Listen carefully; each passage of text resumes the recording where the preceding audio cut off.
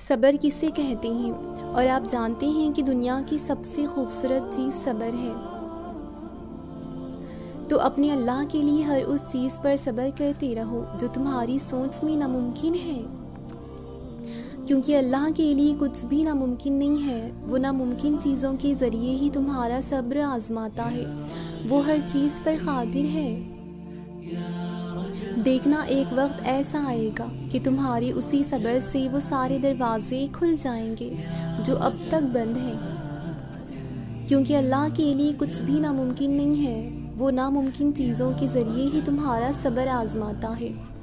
جب تم مدد مانگتے ہو تب تم تک ان ذریعوں سے مدد پہنچائی جاتی ہے جن کا تم تصور بھی نہیں کر سکتے، جیسے نوح علیہ السلام تک پہنچائی گئی تھی، کیونکہ تم اللہ کی مصلحتیں نہیں جان سکتے، اور دعائیں تو ناممکن کے لیے ہی ہوتی ہیں، اور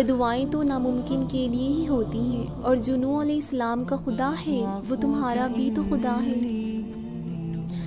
آج اگر زندگی مشکل ہے، توکل کی آسانی کا وعدہ بھی تو اللہ نے کیا ہے۔ اللہ سے مانگو اور خوب مانگو، وہ تمہیں بہت جلد امیدوں سے بڑھ کر نوازے گا۔ ضروری نہیں ہے کہ جو مانگا جائے وہ اسی وقت ہی مل جائے، اور یہ بھی ضروری نہیں ہے کہ جو نصیب میں نہیں لکھا پھر وہ کبھی نصیب کا حصہ نہیں لکھا جائے گا۔ بس یہ ساری وقت کی ترتیب ہے، سب کچھ اللہ رب العزت کی منصوبے ساز ہے۔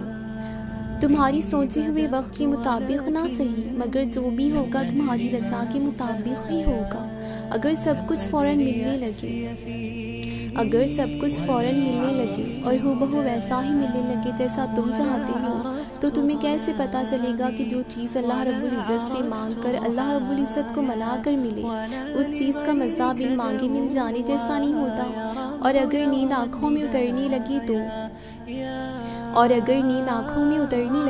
تو تم کیسے رات کے اندھیروں میں وہ سرگوشیاں سن سکو گے جو اللہ اور تمہارے درمیان ہوتی ہیں۔ تمہاری دعائیں سن لی گئی ہیں، مگر یہ وقت آزمائش ہے کہ انتظار کب تک کرتی ہو۔ تمہارا سکون بس یہ بات خود کو سمجھا لینے میں ہے کہ جو بھی ہوا اللہ رب العزت کی رضا سے ہوا، اور جو بھی ہوگا اللہ رب العزت کی رضا سے ہی ہوگا۔ تو اگر دل کو حقیقت پر منانا مشکل ہو گیا ہے تو اس کو منا لو جو حقیقت کو بدل سکتا ہے، اور اس کو منانے کے بس ایک ہی تدبیر ہے: دعا، صبر، یقین اور انتظار۔ ہر چیز کو کسی نہ کسی مقصد کے تحت تم سے وابستہ یا پھر تم سے دور کیا جاتا ہے، اور وہ مقصد تم کبھی نہیں جان سکتے۔ بس تمہیں اتنا یقین رکھنا ہے کہ وہ مقصد خدا ہے، اور جو وہ دیتا ہے نا وہ تم کبھی نہیں جان سکتے۔ بس مطمئن رہو کہ جس کے ہاتھ میں تمہارا نصیب ہے وہ معجزوں کا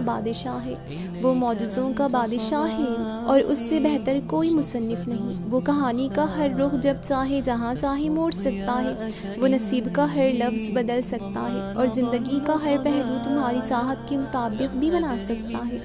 تم اس کی مان جاؤ اور وہ تمہاری مان جائے گا۔ اور جو کہانی اس سہنے رب کے سپرد کر دی جاتی ہے نا، اس کا اختتام کبھی اداس نہیں ہوتا۔ ہر چیز انسان کے بس میں نہیں ہوتی، اور نہ حالات ہمیشہ تمہاری مرضی کے مطابق ہوتی ہیں۔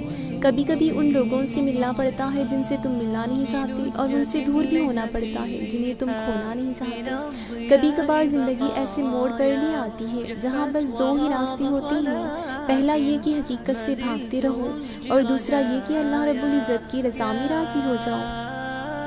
مگر تم حقیقت سے بھاگنے کو زیادہ آسان سمجھ لیتے ہو، اور ساری عمر بس بھاگتے رہتے ہو، اور اس بات کا احساس تک نہیں ہوتا کہ اس میں خود کو کھو رہے ہو۔ اس بات کو سمجھو کہ خود پر ظلم کرنے سے یا مقدر سے لڑنے سے کچھ حاصل نہیں ہوتا، لیکن صرف ایک ذات ہے جو مقدر بدل سکتی ہے۔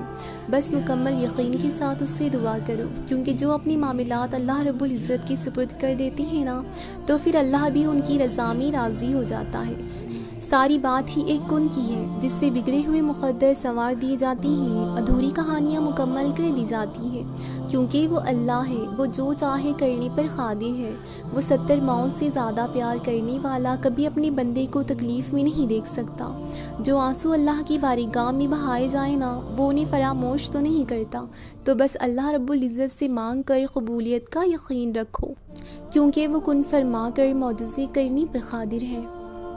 اور ایک دن ان ساری دعاؤں کا تمہیں جواب بھی مل جائے گا جو تم اللہ سے رات کے اندھیروں میں مانگا کرتی ہو، کیونکہ ہر چیز کا ایک وقت مقرر ہے جو اللہ نے ہماری بہتری کے لیے ہی رکھا ہے۔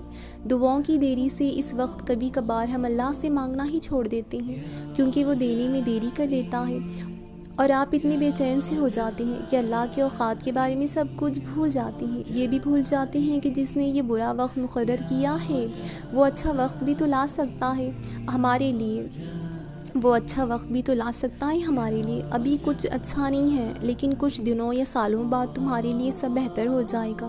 اللہ نے برا اور اچھا وقت ہمارے لیے کہیں نہ کہیں بہتر لکھا ہے، اور اللہ بہتر جانتا ہے، اور اللہ بہتر جانتا ہے کیونکہ وہ ہم سے 70 ماؤں سے زیادہ پیار کرتا ہے۔ تو وہ اپنی پیاری مخلوق جس نے خود ہمیں بنایا ہے اسے تکلیف میں کیسے دیکھ سکتا ہے؟ بس اس پر بھروسہ کرو، بس اس پر بھروسہ کرو اور صبر کرتے رہو۔ اللہ کبھی بھی اپنی در سے کسی کو بھی مایوس نہیں جانے دیتا، اور ہو سکتا ہے بس وہ وقت قریب ہی ہو اور وہ ناممکن ہونے والی چیزوں کو ممکن میں بدل دے۔ اس کے لیے بس ایک کن کی بات ہے، کیونکہ جب اللہ اپنے بندے کی مدد کرنے پر آتا ہے نا تو بے شمار اور بے لوث عطا کرتا ہے۔ جب دل کو رب کی رضا کی طلب لگ جائے نا تو پھر صبر بھی خود بخود ہی آ جاتا ہے۔ پھر دنیا قید خانے کے سوا کچھ نہیں لگتی، یہ دنیا کی رنگینیاں بس بیزار سی کر دیتی ہیں۔ پھر دل چاہتا ہے کہ بس تنہائی ہو اور بس میرا رب ہو، اور میں اپنے رب سے کہوں کہ اے اللہ جی مجھے اس دنیا کی رنگینیوں سے نکال کر صرف اپنے رنگ میں رنگ دیجیے جو خالص رنگ ہے، آپ کی رضا والا رنگ، جو دلوں سے سب میل نکال باہر کرے، وہ رنگ۔ پھر بس اسی ایک ذات کی تمنا ہوتی ہے، اسی ایک رنگ میں رنگ جانے کو جی چاہتا ہے، اور وہ ذات بھی سبحان اللہ کیا خوب سنبھال لیتا ہے، اور سب تکلیفیں پریشانیاں ایسی ہو جاتی ہیں جیسے کہ کبھی وہ تھی ہی نہیں۔ تب دل کو چین بھی میسر ہو ہی جاتا ہے۔ پھر کسی اور کی طلب ہی کہاں رہتی ہے جب اللہ سبحانہ تعالیٰ کی محبت کی طلب لگ جائے۔ میرے اللہ پاک پلیز ہمیں بھی اپنی محبت کے لیے چن لے، ہمیں بھی ان لوگوں میں شامل فرما لے جن سے آپ خوب محبت کرتی ہیں اور وہ جو آپ سے بھی خوب محبت کرتے ہوں۔